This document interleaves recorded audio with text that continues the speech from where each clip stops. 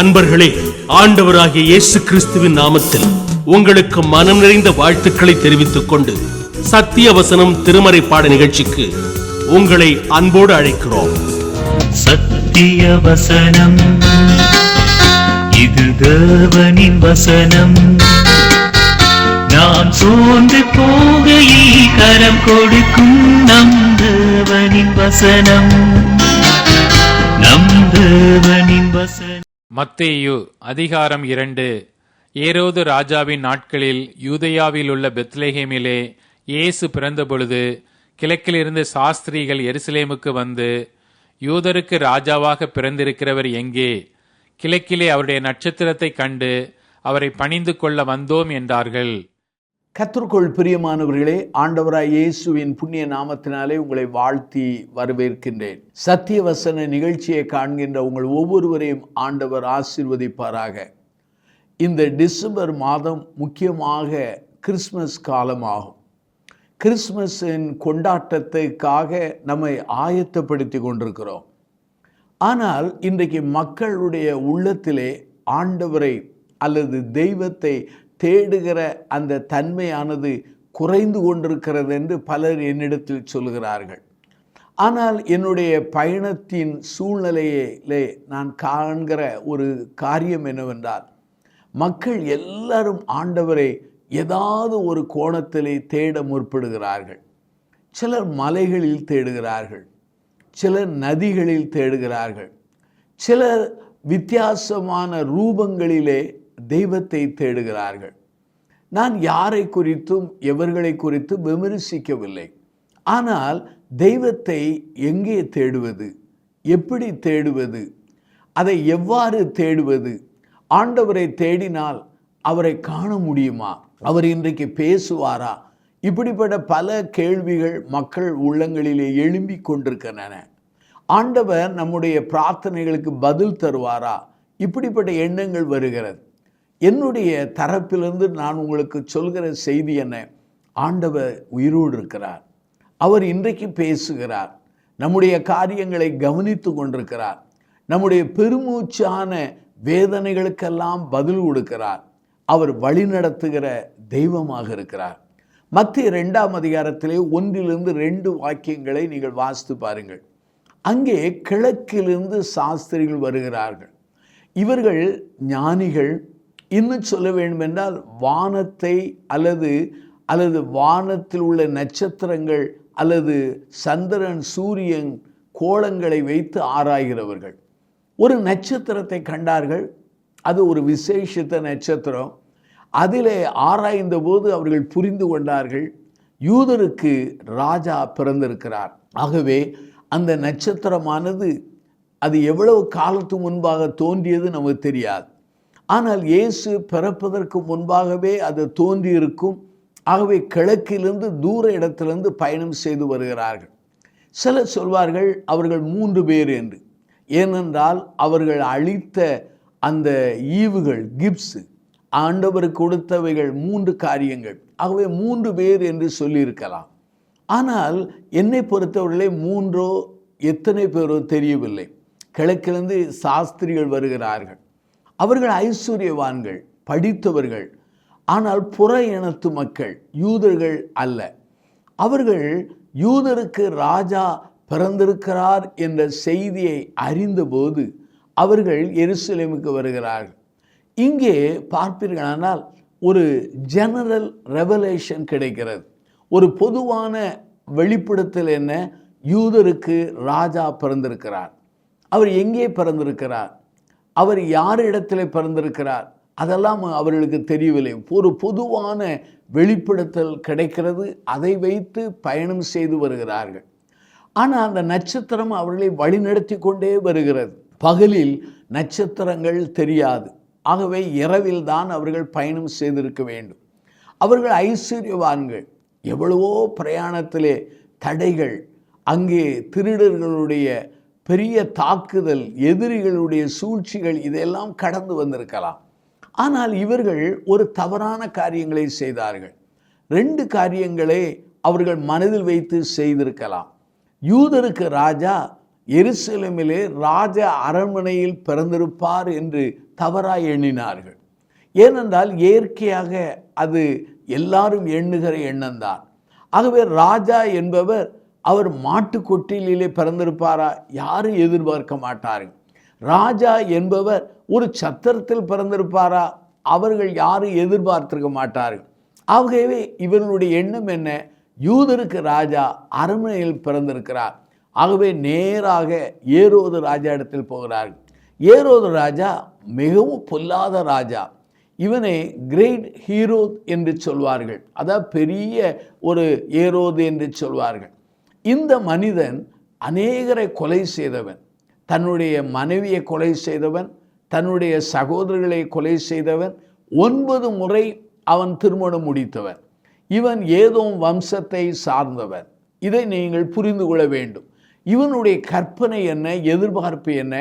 தான் யூதருக்கு ராஜா என்கிற ஒரு பட்டத்தை பெற வேண்டும் என்று எண்ணிக்கொண்டே செயல்படுகிறார். ஆகவே தன்னுடைய ஆட்சி கட்டிலுக்கு யாராவது தடையாய் அல்லது வருவார்களானால் அவர்களை கொலை செய்து விடுவார். ஆகவே இந்த சாஸ்திரிகள் கேட்கிறார்கள், யூதருக்கு ராஜா பிறந்திருக்கிறார் எங்கே என்று சொன்ன பொழுது ஏரோதுக்கு கலக்கம், பட்டணத்தாருக்கும் கலங்க ஆரம்பிக்கிறார்கள். ஏனென்றால் ஏரோதின் சுவாபம் எருசலேம் பட்டணத்தாருக்கு தெரியும். ஆகவே யூதருக்கு ராஜா என்றால் ஒரு பெரிய கலவரம், ஒரு கொலை தாண்டவம் ஆடும் என்பதை அவர்கள் அறிந்திருந்தார்கள். அருமையானவர்களே, ஆகவே இந்த அருமையான சாஸ்திரிகள் ஆண்டவராகிய இயேசுவை அல்லது யூதருக்கு ராஜாவை தவறான இடத்திலே அவர்கள் தேடினார்கள். இந்த செய்தியை கேட்டுக்கொண்டிருக்கிற சகோதர சகோதரிகளே, உங்கள் வாழ்க்கையிலே ஆண்டவரை எங்கே தேடுகிறீர்கள்? ஆண்டவரை எந்த இடத்திலே தேடுகிறீர்கள்? சிலர் கூட்டங்களில் தேடுகிறார்கள். சிலர் ஒருவேளை வல்லமையான செய்தியாளருடைய அந்த கருத்தரங்களிலே தேடுகிறார்கள். சிலரோ அனுபவங்களில் தேடுகிறார்கள். சிலர் பாரம்பரியங்களிலே தேடுகிறார்கள். ஆனால் நான் சொல்கிறேன், ஆண்டவரை நாம் சரியான இடத்திலே தேட நாம் அழைக்கப்படுகிறோம். இது மிக முக்கியமான ஒரு காரியமாம். சரியான இடத்திலே ஆண்டவரை தேட வேண்டும். இந்த அருமையான மக்கள் ஆண்டவரை சரியான இடத்தில் அல்ல, தவறான இடத்திலே தேடினார்கள். ஆனால் ஏரோது ராஜா வேத பாரகர்களை அல்லது பண்டிதர்களை, ஆசாரியர்களை அழைத்து கேட்கிறார், யூதருக்கு ராஜா எங்கே பிறந்திருக்கிறார்? அவர் பெத்லெகேமிலே பிறப்பார் என்று சுட்டி காண்பித்த போது மறுபடியும் அவர்கள் பயணத்தை தொடங்குகிறார்கள். அந்த நட்சத்திரமானது அந்த பிள்ளை இருந்த இடத்துக்கு வரையிலும் வழிநடத்தி நின்றது என்று வேதவசனம் சொல்கிறது. அருமையான என் சகோதர சகோதரிகளே, தவறான இடத்திலே இவர்கள் தேடினார்கள். ஆனால் தவறை ஆண்டவர் தன்னுடைய வார்த்தையின் வழியாக அவர்களை சீர்படுத்தி கொண்டு போய் அந்த பிள்ளை இருந்த இடத்திற்கு வழி நடத்துகிறார். ஆகவே உங்கள் வாழ்க்கையிலே தவறான இடத்திலே ஆண்டவரை தேடுகிறீர்களா? உயிர்த்தெழுந்த ஆண்டவர் இயேசுதான். அதாவது தேவாதி தேவன் இந்த உலகத்திலே மனிதனாக அவர் பிறந்தவர். ஆகவே மனிதனாய் வந்த தெய்வமாக இயேசுவானவர் காணப்படுகிறார். ஆகவே அவரை நாம் தேடும் பொழுது நாம் நித்திய ஜீவனை பெற்றுக்கொள்கிறோம். ஆண்டவராய் இயேசுவானவர் தெளிவாய் சொல்லியிருக்கிறார். வேத வசனங்களை நீங்கள் ஆராய்ந்து பாருங்கள், அதிலே நித்திய ஜீவன்கள் உண்டே. அந்த வசனங்கள் என்னை குறித்து சொல்லப்பட்டு இருக்கின்றது என்று சொல்லி ஆண்டவர் பேசியிருக்கிறார். லூக்கா 24 அதிகாரம் 27 பாருங்கள். எம்மாவூருக்கு சீடர்கள் செல்லும் பொழுது ஆண்டவர் அவர்களோடு பேசும்போது சொன்னார், மோசே முதலிய சகல தீர்க்கதரிசிகளும் தன்னை குறித்து சொல்லியிருக்கிற காரியங்களை அவர்களுக்கு சுட்டி காண்பித்தார். அருமையானவர்களே, ஆண்டவரை நாம் தேட வேண்டும் என்றால் வசனத்திலே தேட வேண்டும். ஆண்டவரை தேட வேண்டும் என்றால் அங்கே கிறிஸ்துவை நோக்கி நம்முடைய கண்கள் உற்று பார்க்க அழைக்கப்படுகிறோம். அருமையானவர்களே, தானியேல் 9ஆம் அதிகாரம் 2 பாருங்கள். அங்கே தானியேல் என்பவன் பாபிலோனிலே இருக்கிறார். ஆகவே இஸ்ரவேல் மக்கள் சிறையிருப்புக்காக அல்லது தேவ தண்டனை நிமித்தம் அங்கே வருகிறார்கள், பாபிலோன் இருக்கிறார்கள். இந்த சிறையிருப்பு எத்தனை ஆண்டுகள் ஆகும் என்பதை கண்டுகொள்ள இந்த தானியேல் வேத புஸ்தகமாகிய எரேமியா புஸ்தகத்தை வாசித்து அறிந்தபோது அவன் புரிந்து கொண்டான், அங்கு 70 ஆண்டுகள் என்பதை அவன் புரிந்து கொண்டான். அருமையான என் சகோதர சகோதரிகளே, தவறான இடங்களிலே ஆண்டவரை தேடாதீர்கள். தவறான இடங்களிலே தெய்வத்தை காண முயற்சிக்காதீர்கள். ஆண்டவர் அண்டை வாருங்கள்.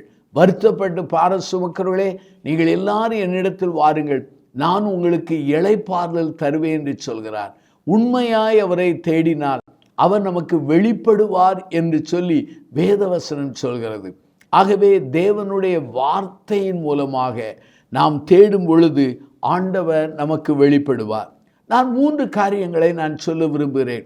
வாஞ்சியோடு தேடினால் அவரை காணலாம். லூக்காவின் புஸ்தகம் 19ஆம் அதிகாரம் நீங்கள் 2-4 வசனங்களை வாசித்து பாருங்கள். சகை என்கிற ஒரு மனிதன், இவன் ஆயக்காரருக்கு தலைவன். ஆண்டவர் தன் ஊருக்கு வருகிறார் என்று கேள்விப்பட்ட உடனே அவரை பார்க்க ஆசையோடு ஓடுகிறார். அவன் குள்ளனாயிருந்தான். காட்டத்தி மரத்தில் ஏறி உட்கார்ந்து அவரை கண்குளிர பார்க்கிறான். ஆனால் அந்த மரத்தின் அருகே வந்த பொழுது ஆண்டவர் அண்ணாந்து பார்த்து சொல்கிறார், சகைவே, சீக்கிரமாய் இறங்கி வா, நான் உன் வீட்டில் தங்க வேண்டும் என்று சொல்லி அழைப்பு கொடுத்தார். அழைத்து சென்றான். அவன் வாழ்க்கை மாறியது. வாஞ்சியோடு அவரை தேடி பாருங்கள், அவர் உங்களுக்கு தென்படுவார். 2வதாக, ஆண்டவருடைய வார்த்தையை வாஞ்சியோடு வாசித்து பாருங்கள், தேவனை நீங்கள் கண்டுகொள்ளலாம் அல்லது ஆண்டவரை கண்டுகொள்ளலாம். அப்போஸ்தலர் நடபடி 8ஆம் அதிகாரம் 28 பாருங்கள். எத்தியோப்பிய மந்திரி எருசலேமிலே அவன் ஆராதித்து விட்டு வருகிறான். அவனுக்கு யூத மார்க்கத்திலே நம்பிக்கை உண்டு. ஆனால் அதே சமயத்திலே ரதத்தில் உட்கார்ந்து ஏசாயா பகுதியை வாஞ்சியோடு வாசித்து வருகிறான். பிலிப்பு ஆவியானவர் தூண்டுகிறார். பிலிப்பு போய் சேர்ந்து கொள்கிறான். பிலிப்பு கேட்கிறான், இந்த பகுதியின் பொருள் உமக்கு தெரியுமா என்று சொல்லி கேட்டு அந்த பகுதியின் நிமித்தம் ஆண்டவராய் இயேசுவை பற்றி விளக்கி சொல்கிறான். அருமையானவர்களே, இந்த மனிதனும் அந்த பிலிப்பின் மூலமாக கர்த்தராய் இயேசுவை அறிந்து கொண்டார். 3வதாக, ஒருவேளை ஜெபத்திலும் தான தர்மங்களை செய்கிற அந்த பாரம்பரியங்களை செய்து கொண்டிருந்த கொர்நேலியை ஆண்டவர் அங்கே தூதன் வழியாக பேதுருவை அழைக்கச் செய்து பேதுருவின் வழியாக கிறிஸ்துவை புரிந்து கொள்ளவும் அர்ப்பணிக்கவும் ஆண்டவர் வழி நடத்தினார். ஆகவே தான் சொல்கிறேன், வாஞ்சியோடு அவரை தேடினால், வாஞ்சியோடு வார்த்தையை நான் வாசித்தால், அதே சமயத்தில் மிகுந்த வாஞ்சியோடு ஆன்மீக காரியங்களை நாம் செய்து கொண்டே இருப்போமானால் ஆண்டவர் தன்னை வெளிப்படுத்துகிறவராய் இருக்கிறார். அருமையானவர்களே, 2 விதமான சூழ்நிலையை நான் சொல்கிறேன். ஆண்டவரை தேடுகிற மக்கள் உண்டு. சில சமயத்தில் ஆண்டவர் நம்மை தேடி வந்து செயல்படுவது உண்டு. நீங்கள் மத்தேயு, மார்க்கு, லூக்கா, யோவான் இந்த 4 வாசித்து பாருங்கள். ஏன் அப்போஸ்தலர் நடபடிகளை கூட வாசித்து பாருங்கள். அங்கே ஆண்டவரை தேடிய மக்களை குறித்தும் வாசிக்கிறோம். அதே சமயத்தில் ஆண்டவர் தேடி சென்று தம்மை வெளிப்படுத்தின மக்களாகவும் அங்கு அநேகரை குறித்து வாசிக்கிறோம். நீங்கள் ஆண்டவரை தேடி பாருங்கள், ஆண்டவர் உங்களுக்கு வெளிப்படுவார். அதே சமயத்திலே அவரும் உங்களை தேடி வந்து தன்னை உங்களுக்கு வெளிப்படுத்துவார். அருமையானவர்களே, முதலாவது நான் சொன்னேன், தவறான இடத்திலே தேடின சாஸ்திரிகளை சொன்னேன். 2வது, தவறான இடத்திலே தேடின இயேசுவின் பெற்றோர்களை குறித்து சொல்ல விரும்புகிறேன். லூக்கா நற்செய்தி நூல் 2ஆம் அதிகாரம் 43 52 வசனங்களை நீங்கள் வாசித்து பாருங்கள். பண்டிகைக்கு ஆண்டவராய் இயேசுவானவர் பெற்றோரோடு செல்கிறார். பண்டிகை முடிந்தவுடனே திரும்பி தங்கள் ஊருக்கு வருகிறார்கள். இயேசுவானவர் தங்கள் கூட்டத்தாரோடு இருப்பார், உறவின் கூட்டத்தாரோடு இருப்பார் என்று எண்ணி பெற்றோர்கள் நடந்து கொண்டே போகிறார்கள். தேடினால் ஆண்டவராய் இயேசுவானவர் அந்த கூட்டத்தில் இல்லை. மறுபடியும் எருசலேமுக்கு வருகிறார்கள். அங்கு தேவாலயத்தின் நடுவிலே ஆண்டவர் உட்கார்ந்து பேசி கொண்டிருக்கிறார், தர்க்கித்து கொண்டிருக்கிறார், வினாவி கொண்டிருக்கிறார் என்பதை அவர்கள் கண்டார்கள். அருமையானுள்ளே, அநேக சமயங்களிலே நம்முடைய வாழ்க்கையிலே தவறான இடத்திலே ஆண்டவரை தேடுகிறோம். யாரை போல? இயேசுவின் பெற்றோரை போல. நம் கூட்டத்தாரில் இருப்பார், நம்முடைய உறவின் கூட்டத்தார் இருப்பார் என்று எண்ணுகிறார்கள். அதே போல எண்ணி விடுகிறோம். ஆனால் ஆண்டவரை எங்கே இழக்கக்கூடாதோ அங்கே ஆண்டவரை இழந்தார்கள். எங்கே இழந்தார்கள்? தேவாலயத்திலே விட்டு வந்தார்கள். பிரியமானவர்களே, இன்றைக்கு அநேகர் ஆராதிக்கிற இடங்களிலே அல்லது ஆண்டவரை தொழுது கொள்கிற இடங்களிலே தெய்வத்தை விட்டு இழந்துவிட்டு வெறுமையாய் வருகிற பல சூழ்நிலைகளை நான் கண்டிருக்கிறேன். அருமையானவர்களே, சிந்தித்து பாருங்கள். இன்றைக்கு அநேகர் பழைய அனுபவங்களை வைத்தே வாழ்க்கையை ஓட்டுகிறார்கள்.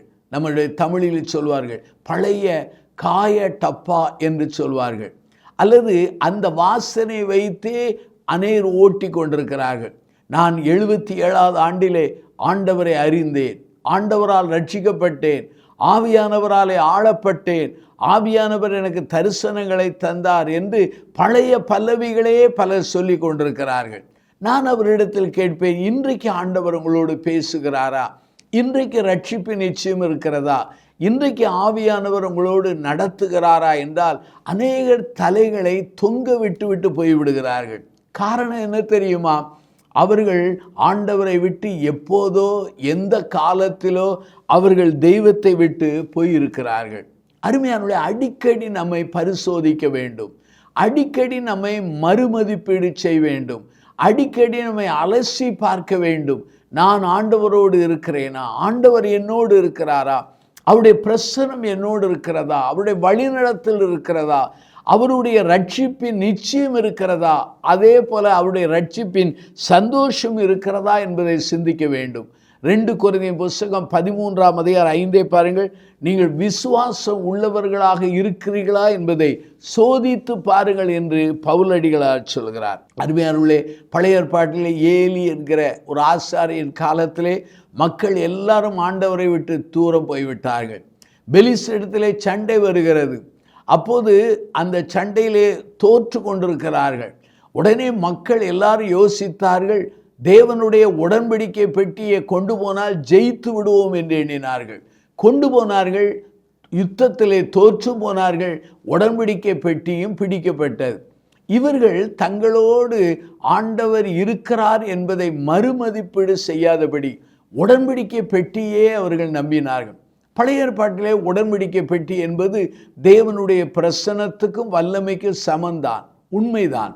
தேவனுடைய பெட்டி என்பது தேவனுக்கு இணையாக சொல்லப்பட்டது, உண்மைதான். ஆனால் இவர்கள் ஆண்டவரோடு இல்லாததினாலே, இவர்கள் ஆண்டவரோடு ஜீவிக்காததினாலே அந்த உடன்படிக்கை பெட்டியை கொண்டு போனாலும் அவர்கள் தோற்று போனார்கள்.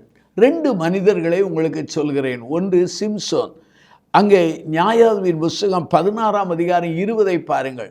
சிம்சோன் தன்னுடைய உள்ளத்தை முழுதும் ஒரு பெண்ணுக்கு வெளிப்படுத்தி விட்டான். அவனுடைய விரோதிகள் அவனை சிறுமைப்படுத்த தொடங்கினார்கள்.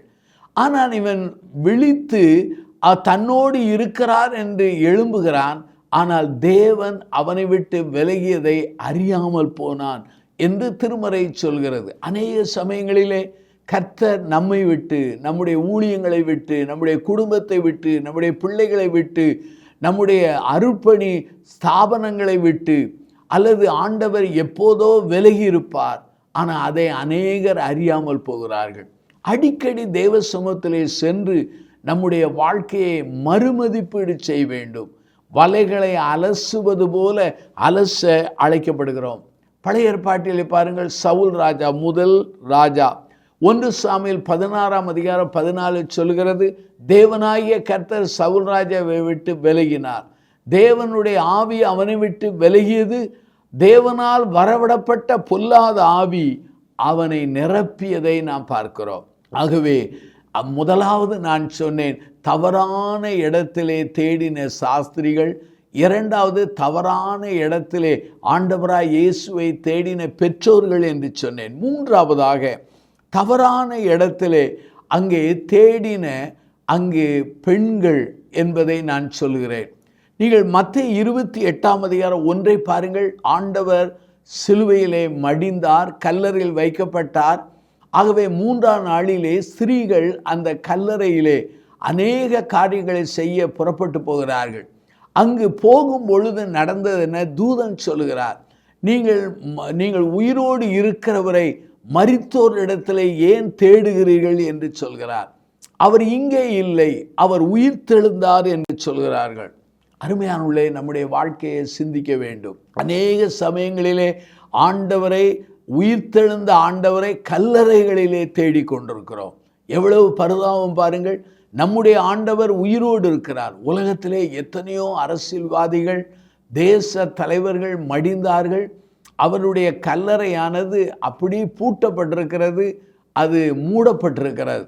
ஆனால் நம்முடைய ஆண்டவராகிய இயேசுவின் கல்லறையானது இன்று வரையிலும் திறந்திருக்கிறது. காரணம் என்ன? அவர் இங்கே இல்லை, அவர் உயிர்த்தெழுந்தார். அப்படியானால் ஆண்டவரை நேசிக்கிற ஸ்திரீகள், ஆண்டவரை நேசிக்கிற பெண்மணிகள் ஆண்டவரை கல்லறையிலே தேடினார்கள். ஆனால் தூதன் சொன்னார், நீங்கள் உயிரோடு இருக்கிறவரை மரித்தோரிடத்தில் தேடுவது என்ன என்று சொல்லி அவர்களுக்கு எச்சரிப்பாக, ஆறுதலாக அங்கு தூதன் பேசுவதை திருமறையிலே நாம் காண முடிகிறது. அருமையானவர்களே, நம்முடைய வாழ்க்கையிலே ஆண்டவரை எங்கே தேடுவது? எப்படி தேடுவது? ஆண்டவர் இன்றைக்கு ஜீவிக்கிறார். நாம் அவரை தேடினால் நிச்சயமாகவே அவர் நமக்கு வெளிப்படுத்துகிறவராக இருக்கிறார். ஆகவே தவறான இடங்களிலே, கல்லறைகளிலே போய் ஆண்டவரை தேட முற்படாதிருங்கள். கல்லறை என்பது இன்றைக்கு புதைக்கப்படுகிற இடம். ஆனால் நம்முடைய ஆண்டவராகிய இயேசுவானவர் புதைக்கப்பட்டார்.